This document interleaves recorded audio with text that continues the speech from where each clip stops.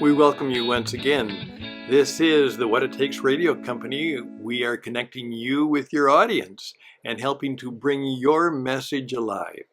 And once again, it's our privilege and pleasure to bring to you another episode of the E Stanley Jones podcast.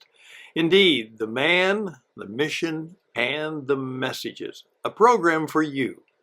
And today, it was very special in church on Sunday as we celebrated Christ the King Sunday. And of course, that reminded me of E Stanley Jones. Greetings, ladies and gentlemen. This is Stan Houston once again, and thank you for joining me in the fourth edition, a very short edition, episode of E Stanley Jones, the man, the mission, and the messages. And we are continuing to try and seek God's will and ways to make this outreach, this radio podcast program grow. And we hope that you will be helpful in that effort. The first program was an invitation, and that was also an invitation to episode 2 and 3. And already many of you have been extremely blessed and have shared your blessings, whereas we heard the story of one of the original of the 4 of E Stanley Jones, a man who worked with him as a young man and was a significant part of his ministry, Roberto Escamilla. That's right. And his stories and his teaching and his learning was just great. I would encourage you to go back and listen to those programs again. In fact, I had a mentor some years ago who said, Stan, if you ever hear a really good message, don't just listen to it and then, or maybe take a few notes. Listen to it 7 times, and then it will become part of you. Well, the heart of E Stanley Jones and the man, the mission, and his messages certainly came through in the stories and in the testimony of Roberto. So I would encourage you to go back and make a point of listening to that program or listen to it again. Now, here we are in the Thanksgiving season, and this is just a brief little program to remind us of one thing as we move forward. I'm wearing a purple tie. This is the tie I wore to church this past Sunday because it's oftentimes thought of as kind of a royal color. It could be red, maybe gold, but certainly purple is a kind of a color of royalty. And last Sunday was Christ the King Sunday. And that is a special Sunday which many of us celebrate just prior to the beginning of the new church calendar in the Advent season. So it's kind of the final program in the past church year.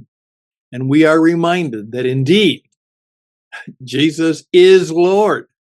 And we are called to surrender to him as Lord. And he is the King. And he has a kingdom. And he comes to us and invites us to join the kingdom, to serve in its mission, and to enjoy its benefits now and for all eternity. It is truly about kingdom living. And so we are reminded of that, and we are reminded that for Stanley Jones, that was a very significant part of his teaching. And so we dress in kingly purple. And thank you for remembering that. Now, what I would like to do very simply is tell you that we are going to continue our programs, and we're looking forward to perhaps your help in making these happen. One of the things I'm looking forward to is to remember that because Jesus is Lord, and if we surrender to him, he has charge over us, and he will seek to take care of us. And so we don't need to be afraid. And we're going to deal with a good portion of the teaching of E Stanley Jones, because in many of his books, he deals with the fact that don't be afraid. Do not fear. It's mentioned over 800 times in Scripture. And so we want to learn, as E Stanley Jones was teaching us, not to be victimized and put in the hole of depression and illness, because we do not live in the victory of knowing that with Jesus we can overcome our fears, that we can truly fear less in a fearful world. So we're going to continue to do that.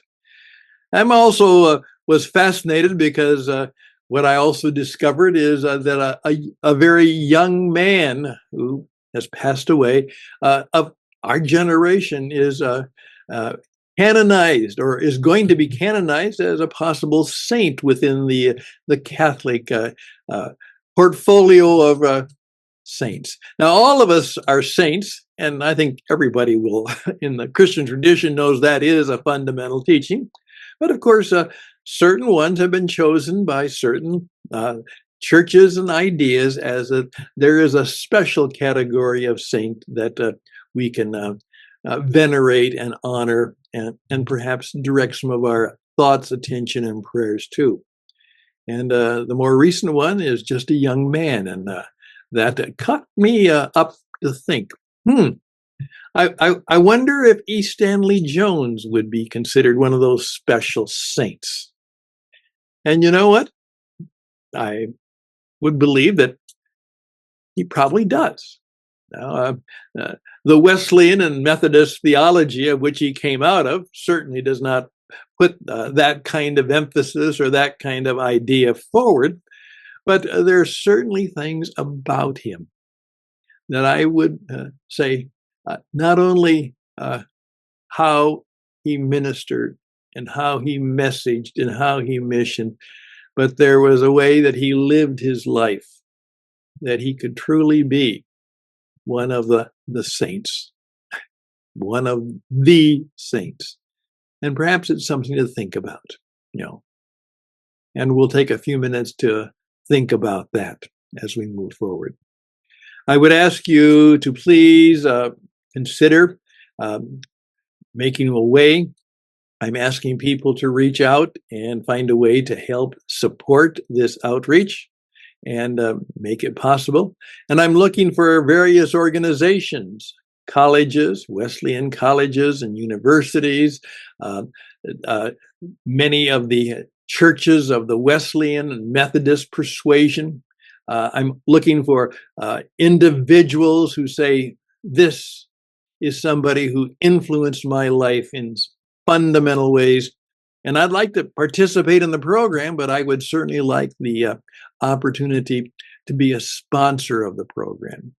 And particularly, since this is a radio program, your sponsorship, we can certainly acknowledge that and let people know that you are a part of this work and outreach, and go from there. E. Stanley Jones was not only a man of mission, he was a man of the marketplace. He understood that he had to help people not only live well eternally, but they could live well now, that they could be excellent in the work they did. They could own and run good businesses. They could be men and women who made a difference even in their work, just like Jesus. Obviously, he must have been a world-class carpenter or technician or handyman, because that's how he supported himself. St. Paul was a man of mission and business who also found ways to support others. So I would be grateful if you would think about that. Please reach out to me at, very simply, Stan Hustad, StanHustad, Stan Hustad at gmail.com, and tell me how you would like to be a part of the program, and perhaps how you have something to add to the program, and how perhaps you could work out a way where you could help sponsor and make this program go and grow. Right now, I think I'm one of the few, maybe the only one right now, who is actually putting together a modern day, right now program that is to try and attract people to the mission and the messages, and certainly to the man and his Lord in the modern media today. and I want to glorify him. I do know that if we do this well, that long, long, long after we are gone, there will still be radio and television programs that people could watch and listen to. Even though the man has been past 50 years, that we can bring back his memory, his kind of the miracle of what he did, and make it for people right now and for a long time to come. So again, reach out to me at stanhusted@gmail.com, stanhusted@gmail.com. I would be grateful. Blessings to you. And as we celebrate the season of the coming of Jesus, not to just be with us, but truly to be one of us and to show us the way to live well today and forever by surrendering all. And then, of course, following him. Take care. Bye for now.